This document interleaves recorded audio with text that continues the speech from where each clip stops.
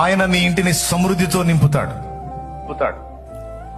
తన పిల్లల పక్షంగా నువ్వు గోజాడుతున్నావు గనుక నీ పిల్లల మీద ఆయన దృష్టి నిలుపుతాడు.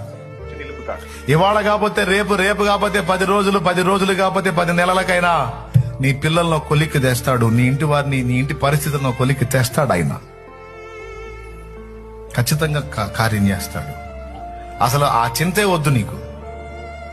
నా పరిస్థితులు ఏమవుతాయో, ఎలా అవుతాయో అనే చింతే వద్దు నీకు. నీ తారుమారులన్నీ ఆయనే క్రమపరుస్తాడు. ఎందుకంటే నువ్వు ఆయన దృష్టిలో సేవకురాలివి, సేవకుడివి. అది కూడా చిన్న చితక సేవకులు కాదు, నీవు గొప్ప సేవకురాలివి, గొప్ప సేవకుడివి అన్న లిస్టులో ఉంటావు ఆయన దగ్గర.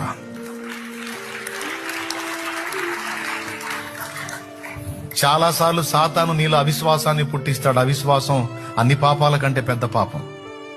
వాడు ఏం అవిశ్వాసం పుట్టిస్తాడో తెలుసా? రోజు మూలుగుతున్నావు, అసలు నీ ప్రార్థన దేవుడిని ఇవన్నీ జరుగుతాయి అంటావా?